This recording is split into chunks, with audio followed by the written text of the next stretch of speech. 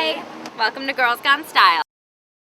Today we are covering one of our first fashion obsessions, Fashion magazine. Where would we be without Vogue and W and Bazaar? These magazines have so much history, and this week we take a look at them with our good friend and photographer, Matthew Crystal. He has one of the most amazing collections we've ever seen. Check it out.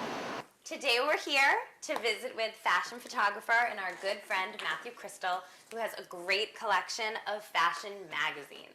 Well, I think I was always interested in photographs, imagery. I come from a drawing and painting background since I was a little tot. And I used to get my mother's subscriptions. They'd come to the house, and I'd kind of hoard them away. It really started as being an inspiration for me with my later work as a photographer. Matty has magazines all over his room. They're sort of here Everywhere. and in Everywhere. piles here. But the best part is he knows where everything is. Sort of. Matty's very particular about who can touch his magazines and how you can touch them. And even when I think I'm being so careful, I get yelled at for how I turn the pages.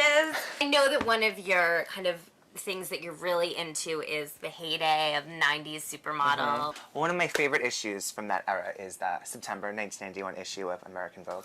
Linda Evangelista on the cover. This one is really fantastic because it was the September issue, the thickest of the year. I remember being... Oh, the September issue of Vogue. You have to plan out when you're going to purchase it and bring it home, because if you're carrying a lot of stuff It's day, going to weigh you down. forget about it. There was a leather story shot by Peter Lindbergh of all the supermodels at the time, actually, under the Brooklyn Bridge in Manhattan. It's called Wild at Heart. So great. It's so New York. It's so early 90s. I love this. To this day, people still talk about this fashion story. Who would you say is your favorite supermodel? I'd have to say it was Christy Turlington.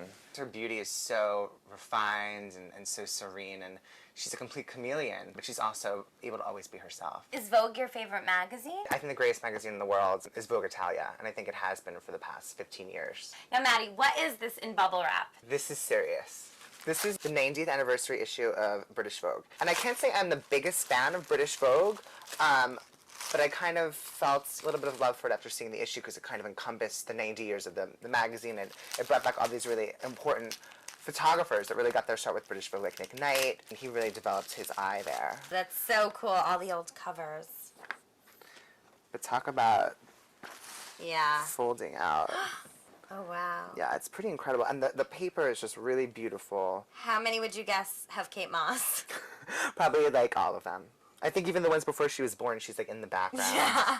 Do you want to see my like super old magazines? Like we're talking like 60s, 50s? Yeah. Now we go into the Harper's Bazaar. Oh, wow. Now this is like an archive. This is from June 56. There's this amazing Cecil Beaton photograph of Marilyn Monroe. Gorgeous. Little girl, alias femme fatale. So, I mean, it's so beautiful. Oh my God, and let me see the masthead. Fashion editor, Diana Vreeland. She said, "People who eat white bread have no dreams." I think she was right. I eat rye. I eat whole wheat.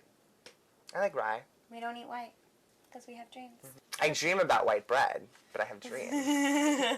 This isn't quite vintage, but this is the first year of Allures. It was oversized. It was bigger.